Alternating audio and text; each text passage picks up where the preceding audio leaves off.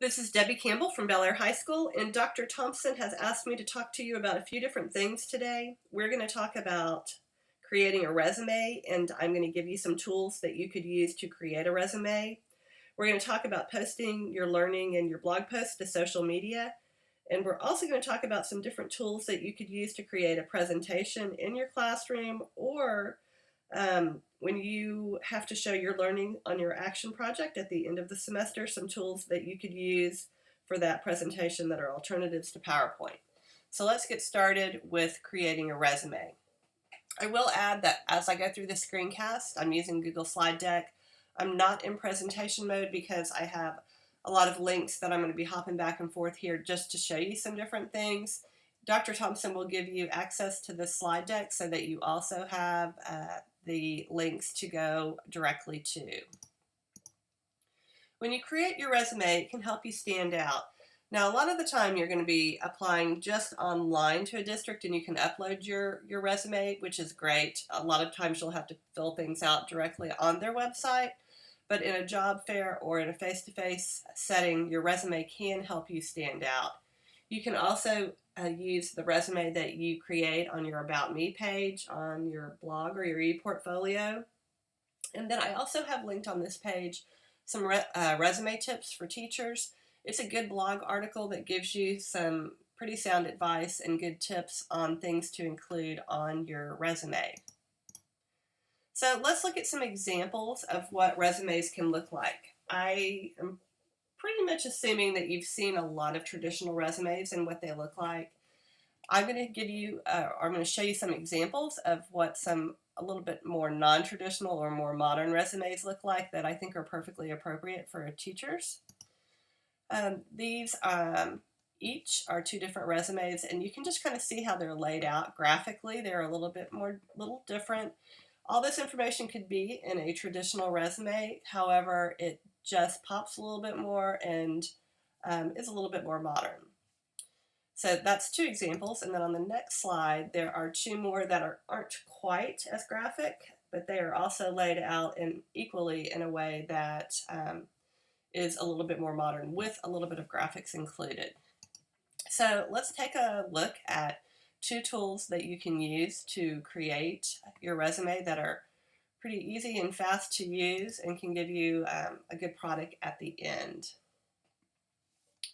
All right, so the first is Canva, and if you want to do a modern resume, I would definitely say that this is the way to go. It's fast, it's easy. When you get the slide deck, there is a tutorial here that shows you how to use it, but I'm going to hop over there right now, and we're just going to take a look at what it does. Canva is a tool that you can use throughout your classroom, and so I'm just glad to introduce it to you to get started.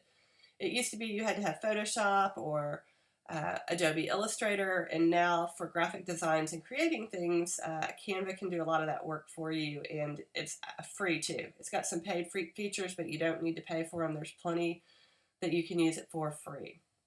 All right, so I have logged into my Canva account, and obviously, as you can see here, there's a lot of different things that it will automatically size for you, but we are going to go ahead and we're just going to go down here, and we're going to just go to the resume builder.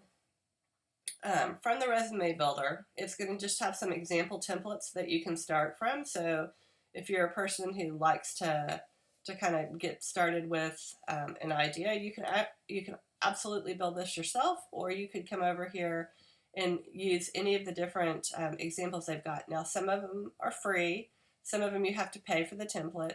Now, here's just an FYI. If you see one that you like, so let's say that this one, and they cost $1 if you want to use their template, but you can also, if there's one that you want to do, you can just use it as an example and then create it yourself. Let's talk about how you create and how you add to on Canva. It's a total drag and drop environment. So now that I've added that, I'm going to go back and just start over. I don't want to take the time to take them all off. So I'm going to create a design, go back to my resume.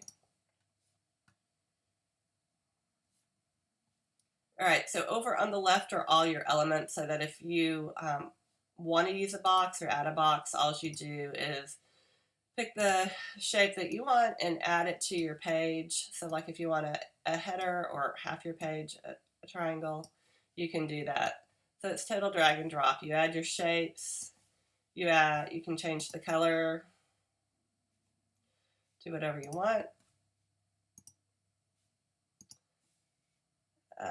That's how you add text. So it's just dragging and dropping your elements. And again, if you go off of their templates right here, obviously the content and what you've done and what you're saying is the very most important. Not don't go overboard with any of the elements that you add. But I do encourage you to look at the different examples that they've got and see as you scroll down here, there are a lot more free examples that you can start with. So I'll just replace another one on there. So this is Canva, and it's canva.com, and again, it will be linked into the presentation. It's a great, super great tool. All right, so now I'm going to go back over in here. Pango is a, I'm going to go ahead and go to it. If you want to do just a more traditional, straight out resume, this is a great tool to use too. So it is also free too. So when you go to their website, if you go up here to the top, Resume Builder, all right, it is going to have a bunch of different examples for you to follow from or to choose from. And it again, so if I go into just this wavy blue, it has a template that you kind of fill out as you go through. And it gives you a nice product at the end. So there's the select the template, and then you go through the details. It's kind of lead you step by step through the basic information and have you add additional information. So Pango is another tool that I recommend. It'll give you a nice product as well. And again, probably a little bit more on the traditional side, but again, it does guide you step by step, which is great and very helpful. All right, so now, what might an employer look for or want to see if you are going to an interview that you could share with them? You know, it used to be you'd bring a big binder or you'd bring some examples of your work. Now, your digital footprint, your social media presence, and the blog that you're working on with Dr. Thompson is a great example of your kind of journey as a student teacher in education. So on this page, you're going to see this woman's name is Lisa Dabbs, and she is she kind of fills the role of Dr. Thompson at another university out in California. But we're going to I had a chance to talk to her recently about what she would have wanted to see. She is a retired principal, so let's listen just a little bit about what she has to say.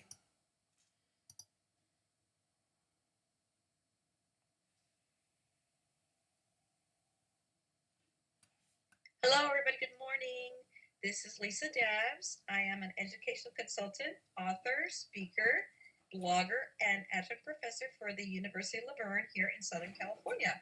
And I'm sharing my thoughts on one specific thing that a pre-service teacher could bring to an interview. And as a principal who interviewed probably close to 100 new teachers in the 14 years that I spent as a principal, now that we have the power of social media supporting us and supporting new and pre-service teachers, if they are actually taking hold of this, which I hope they are, I would say the thing that I would really encourage them to bring, Debbie, is an artifact in the area of social media. And the artifact that I would love to see is either a blog post, a blog site, or a Google slide deck with images and supported pieces that show some of the work that they've done over the years that they have been at the university. So if it was a blog post, it would be great to see images and of them working with children and with photos of what they actually did working with children, with a little bit of content, maybe a couple of paragraphs of what exactly they did and how it happened and what the results were. And the same with a Google slide deck. So images of them with the project that they initiated, the things that they did going through that project, and then the results of that project. So a piece of social media artifact, preferably in the area of an actual blog that they've created for themselves to share the work that they're doing, or if that's not an option, then a Google deck, again, a Google slide deck with an into, through, and beyond piece, an into to the project, a through showing themselves working with children or working on the project, and then the last piece would be the results, how that went. I really think that those two pieces would be very powerful in showing a school principal who's looking to hire them exactly what they are doing, some things that they're doing, and how they are using either a technology tool or, in the case of the blog site, social media to support their work. Hello. All right, so there's just advice from a colleague in California. I thought that that would be good for you to hear from actually someone who had been a principal in the classroom or in a school for over 14 years. All right, moving forward, let's talk about social media. Professional accounts, you need them. Specifically, as I'm looking at this, it says Facebook on here, but specifically on Twitter and Instagram are very powerful for teachers. Make sure that it's a professional account. I want to focus on Twitter. Twitter is the best source for professional learning as you leave the University of Houston. What I have found when I've talked to pre-service teachers is they haven't used Twitter a whole lot. They're more using Instagram and Snapchat, but Twitter for education and for integrating with your blog is really they go hand in hand. So if you have not used Twitter in a setting for education, some of you may be on it just socially, but if you have not used it for education, I really want to encourage you to do that. I have linked into the slide deck a Twitter quick start guide that a friend of mine in Alabama created. It is very simple. It's really mainly for someone who hasn't been on Twitter at all and not sure about hashtags, or, well, most of you are going to know about hashtags, but searching for them or getting your Twitter for education set up. So I linked that in there. All right, so how do your blog and social media connect? This is a great question. And it's also something that you can do to set yourself apart from other people that are coming out of universities.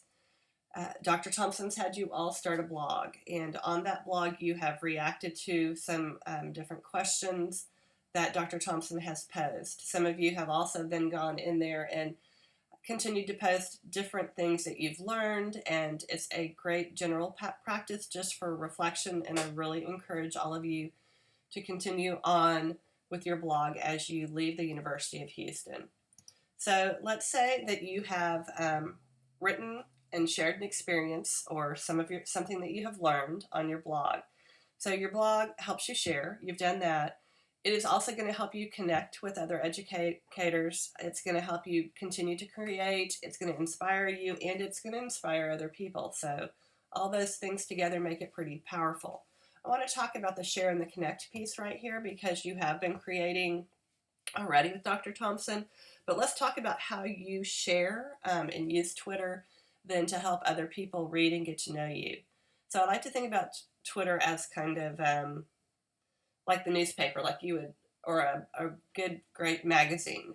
You'll skim the articles or the table of contents, and you will hop over to the things that catch your interest or things that you want to learn about.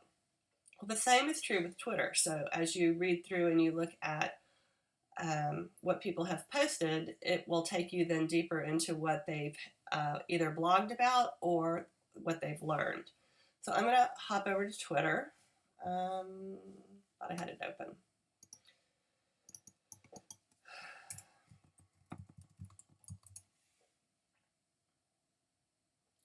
So as you blog, I really want to encourage you then to turn around and to share it on your Twitter account that you've created for education. So if I go here, I know just a few minutes ago I shared a blog that somebody had written. So just in the interest of time I'm going to run over here. So right here, Shelly Sanchez shared this is not her blog post. She's actually sharing something that she's read that somebody else wrote. Should I teach like a TV or like a video game? It's actually a really clever blog about how interactive a classroom can get versus the sage on the stage, just sharing what they have or or just lecturing basically. So as you write your blog articles, I want to encourage you to hop over to Twitter and then to share your blog title along with a link to it. Over time, those will start to be read by other people, and it's a really great way then to share your learning with other people. So that is how you share out your blog on Twitter. Back over here. And now what we're going to do is we are going to hop into talking about presentation tools that you can use in your along with your action project at the end of the semester. Now you notice that Dr. Lisa Dabbs earlier, who we listened to, she was actually suggesting that your action project would be a great piece to share in an interview, and then to have it backed up electronically, either with a blog or a slide deck to do that. So let's talk about things. And these are alternatives to PowerPoint. Of course, you could always use PowerPoint, but these, in my opinion, are all much better and going to give you a better product than what PowerPoint's going to do. Okay, Adobe Spark. Adobe Spark comes and it has three different elements within it for you. It has a post feature that helps you to create just short images with text overlay. But for your action project, I would really suggest that you put that together either using their page feature or using the video portion of it. I think you definitely could tell your story through a video as easily as a page. All right, but let's take a look. Let's see. At Adobe Spark. Adobe Spark is also free. It has a watermark at the end. All right, so this is an example of an educator who is using Page to tell a little bit about herself. So this is Kate. She's an educator, a mentor, and a leader, because it says so there. All right, so Page is very fluent. It will create a web page very easily for you. It will combine images, text, and video. So as you go down her page, you can see how it kind of slides very nicely, and visually it's extremely pleasing to the eye. So she's almost kind of made an interactive resume here. I would suggest that you have you could definitely do this and have it hooked to your blog, but as far as you're going to need a paper resume just for when you're meeting people at job fairs. So this would be an addition or a different way. Now you could also do this for obviously your action project, because you could have your action project defined here along with then images. And earlier in the semester I talked to you just about making sure that you know what the media policy is at your school and how you can use images of the students that you teach. So as I scroll down the page, I'm using this just as an example to show you how you can overlay on different portions of the screen from the right to the left. And see, she's got an anchor charts available, so you can take actual images of things that you've done within your classroom then and share out. So this page will also be linked within the slide deck, and you can go back and then and look. So this is an example of Page within Adobe Spark. The video feature is drag and drop as well, and it allows you to record your voice, and there are links to tutorials to both right here within the slide deck. All right, eMaze. eMaze is another presentation tool that you can use, and it mirrors PowerPoint, but it has some more kind of modern graphics and look to it. So we're going to go over and take a look at what eMaze looks like. If you're familiar with building a PowerPoint, this is going to be, very easy for you, because it's basically slide by slide. But as you can see, so this is third grade science class. We're going to go through just a couple screens so you can kind of see. It has realistic images as well as these graphic representatives. So, all right, so as we go through, here we go. I'm going to have you just look at it for a second. There's an autoplay motion. You can also do it click by click had I gone into it. So you can see then kind of how it is laid out and allows you to build upon it. It is drag and drop as well. you pick the elements, and you can add in video and your own text. So that's Amaze. And then next is Sway. Sway is a new Microsoft product, and when put together, it also has kind of well, its name actually goes pretty well with it. It moves pretty nicely from one screen to another, and I think I just said it's Microsoft. So we're going to go ahead and look over at Sway.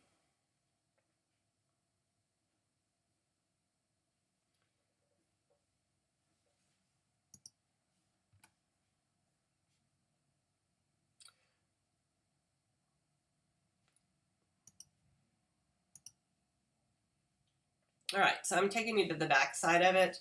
Again, these images were each added, just like you could think of this just like a slide deck, so they're added in here. Then when you present, you either swipe to the right or down, move down. Video can be added, text, into your presentation. So as you go through, everything kind of pops up. So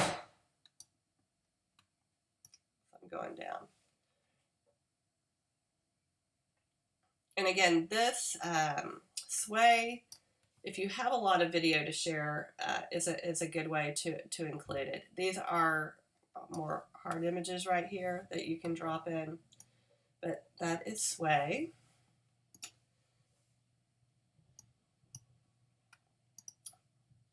Then you've got Google Slide Deck, which I'm using right here, which is a lot like PowerPoint. The only thing is it's collaborative. You can work with other people on it very easily, and it's portable from one device to the other. You can pull it down anywhere. I like to use these different tools that I'm showing you a lot of times. However, I also like to build originally in Google Slides before I move over into one of these programs, just so that it's laid out and I've done my groundwork there. Slide Carnival I also linked here. It has a lot of free templates that you can start with to make your presentation just visually more appealing right off the bat. And then the last one I want to share with you is Prezi. And surprisingly enough, Prezi is actually the most used presentation tool in the world, which actually I just found that out recently, and it kind of surprised me. You have to be careful with Prezi in that you don't want to overdo. It's got a lot of movement within it, and you want to make sure you don't overuse that. But we're going to go ahead and go over to Prezi so I can show you. It takes a minute to load, so I've got it on another screen. So on Prezi, this is navigating the flipped classroom. So this is one I found for you. So here it's going to move just from the right, and now you're going to see how it zooms in and it zooms out. All right. So it can move from one element that you add to another. Let's see if I can go full screen here.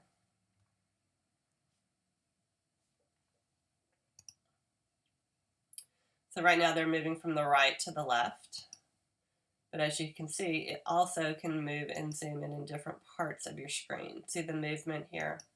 It's more like a canvas that you design and then move your viewer from one area of it to another. And in this example, the movement is pretty minimal. You'll see people using Prezi a lot from the very beginning who completely go overboard, and you will see these images swirling. So if you choose to try out Prezi, again, I'm just going to encourage you to keep the movement minimal. All right, so that is Prezi. All right, so that's going to wrap it up. It's just a very, very brief introduction to 3 different topics: your resumes, sharing on social media, the things that you blog, meeting in an interview, some tips from Ms. Dabbs out in California, and then some suggested tools for you to use for your action project. I'll add in my contact information at the end of the slide deck. Again, if any of you have questions and you want to reach out to me about any specific tool or just anything. So I would encourage you can email me, you can reach out to me on Twitter, and I will be more than happy to help any of you with anything. So good luck. I'm here. You have a job fair next week. I hope that goes great and you all find, that perfect sweet spot for you guys to grow as an educator. All right.